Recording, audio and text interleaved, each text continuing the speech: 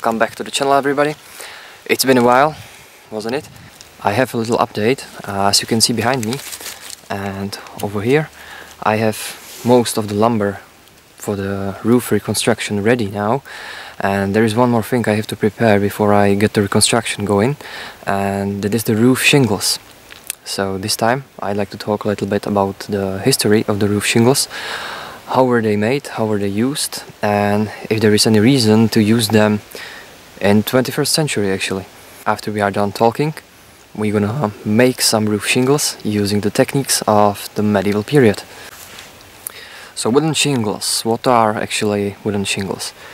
Well, I have a section of a roof, shingle roof here, and there is one shingle I've made myself. Roof shingles are basically planks of wood that are used to cover roofs. They have this profile. One side is with an edge, and the other side has a groove. If you take another shingle, it looks the same. This one is from the roof actually. This one is in a really good condition compared to the others. Most of them are like really bad. Like you can take them apart with your bare hands actually.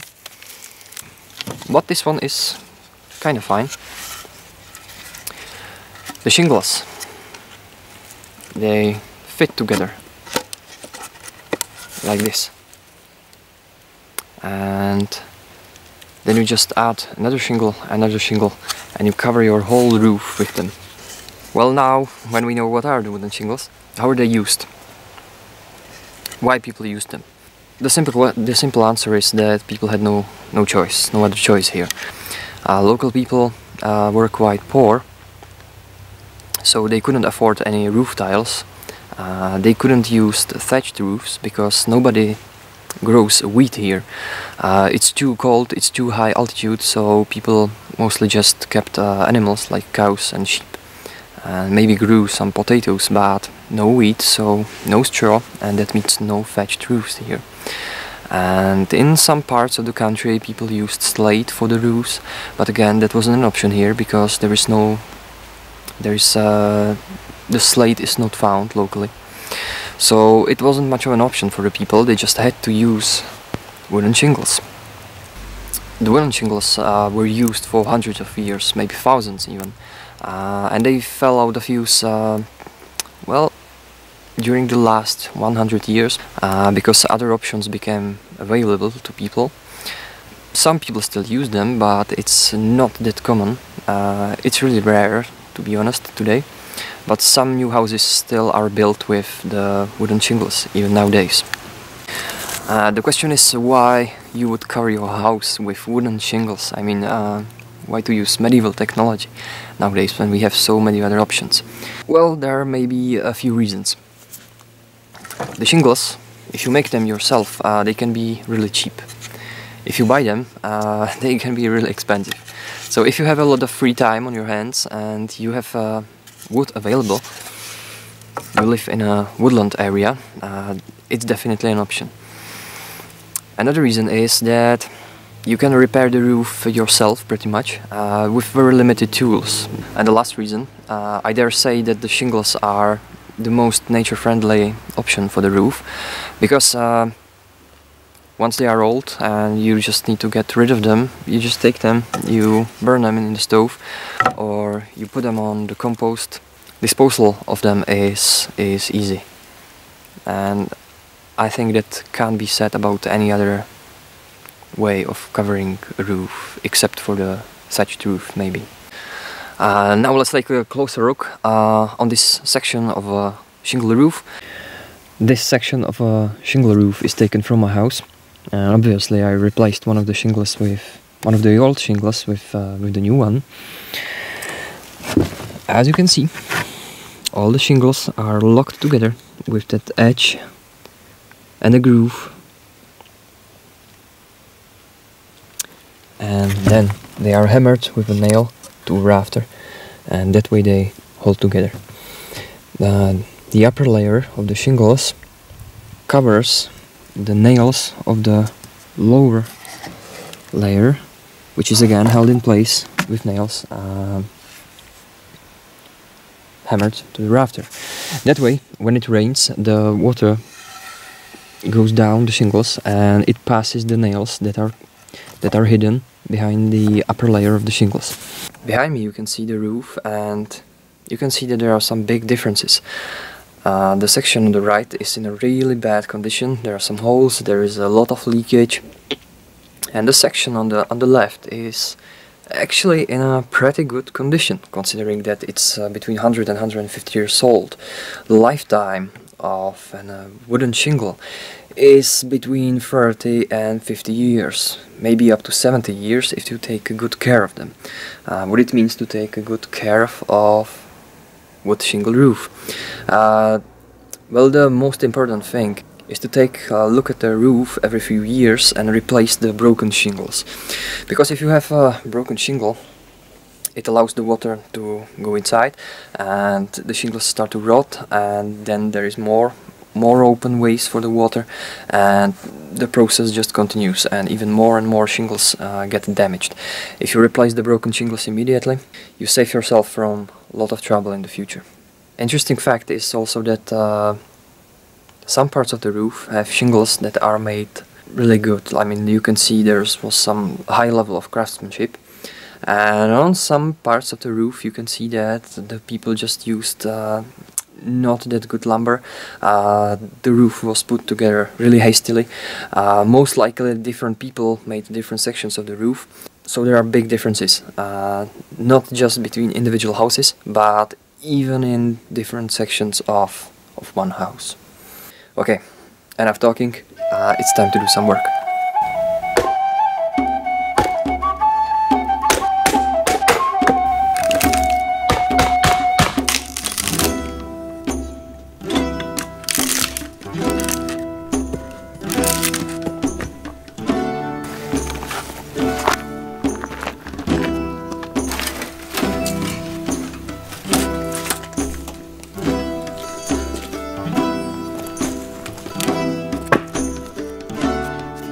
I am using the spruce for the shingles, but other species of the wood can be used as well. Choosing the right piece of wood is really important. You want to select a piece of wood that has as few knots as possible. And the first step would be to cut the piece of wood into smaller sections. Just imagine you are cutting a cake. I'm using a throw. Some people prefer to use axe, but I like to use a throw. And then just give it a few nice smacks.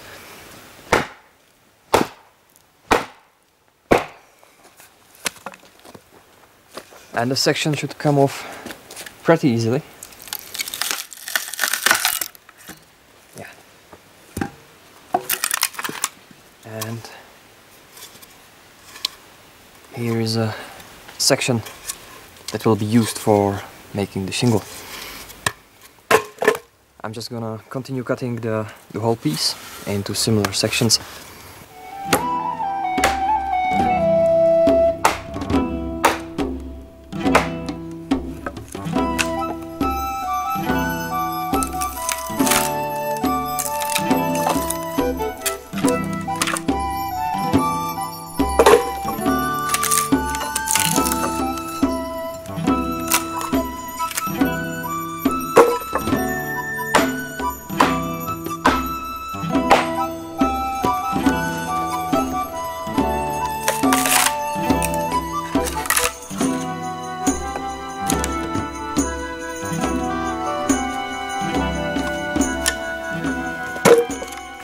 Here are the planks ready. In case people were making some kind of a structure that didn't need to be that fancy, something like chicken coop maybe, a much faster way would be just to take these pieces and layer them on the roof like this, like kind of a wooden roof tiles. Making the roof this way would be obviously much faster, but the lifetime will be much shorter and the roof just wouldn't be so nice to look at. The next step is to do some rough shaping with an axe.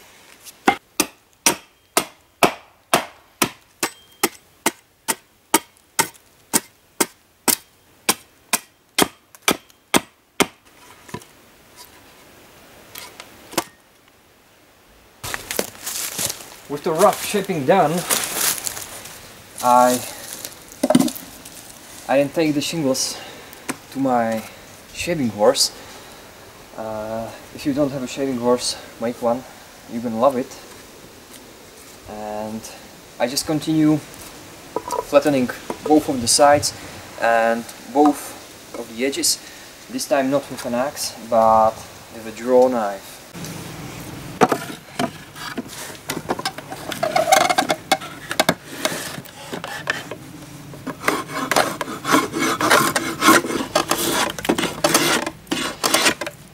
The better you make the final surface, the easier will it be for the water to run down the shingle, and therefore the shingle will stay in a good condition for much longer than if you leave the surface very rough. If the surface is rough, water will stay on the shingle will rot, and it will cause problems, and you're gonna have to replace the shingle much sooner.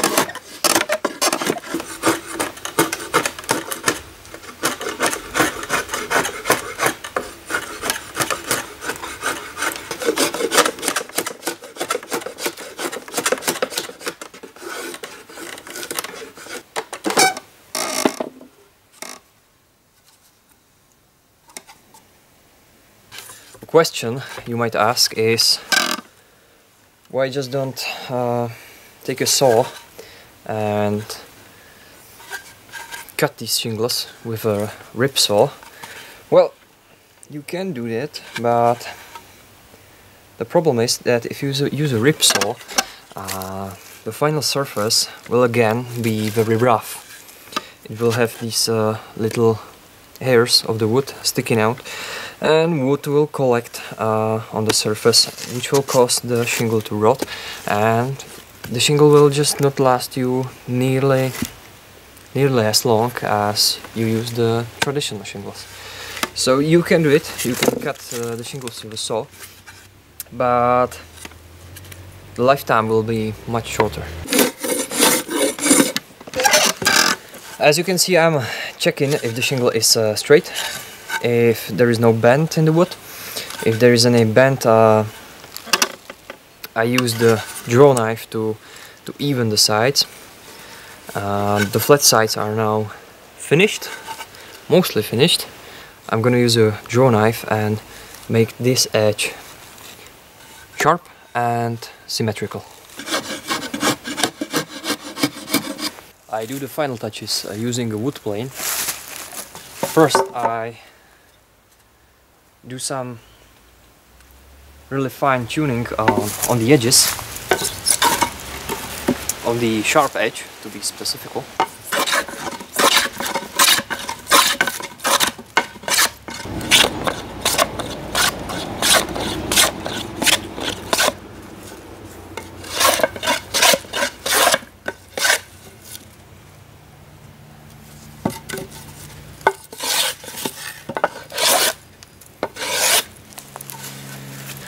With the sharp edge finished, I flip the shingle and I flatten the other side using the wood plane again.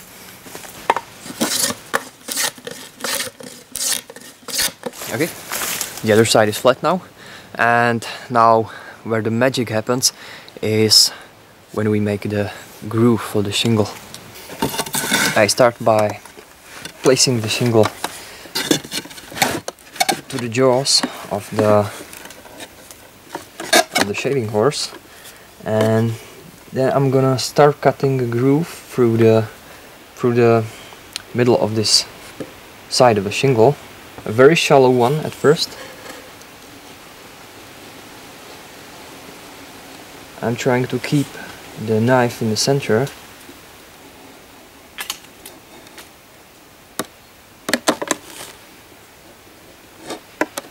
just taking my time.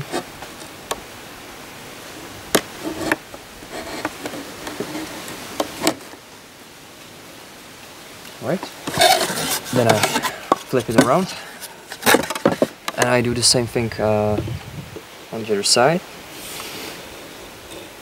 extending the ridge through all of the shingle.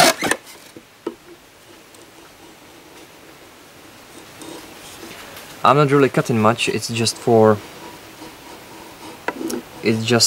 mark the center of the shingle.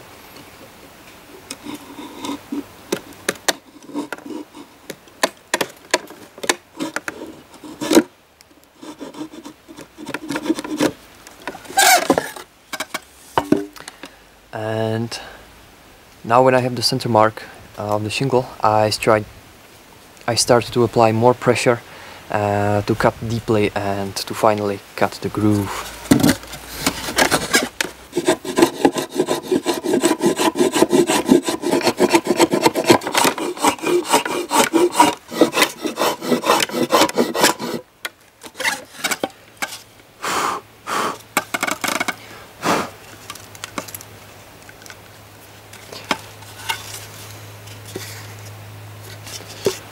And this is the shingle with the finished groove. And this is the finished shingle. You can see it has an edge, it has a groove on the other side, and if I take the shingle that I made earlier, they fit together perfectly. And now I just have to make a couple more thousands of them and the roof is gonna be ready. Right? Now it might be time for some final words.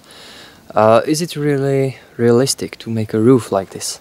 Well, from what I know, one skilled worker could make something like 1 to 2 square meters of shingles every day, depending on the quality of the wood they were using. Considering that the roof is something like 100 square meters, it would mean that I will need like 100 days of making shingles, which is like the whole winter, and I just can't do that for obvious reasons. So I would like to try using some modern tools while trying to keep the technology the same, not cutting the shingles with the saw for the reasons I mentioned before, but trying to make the whole process faster. So wish me luck and stay tuned for the next video where I will show you the method I came up with. Take care and keep the craft alive.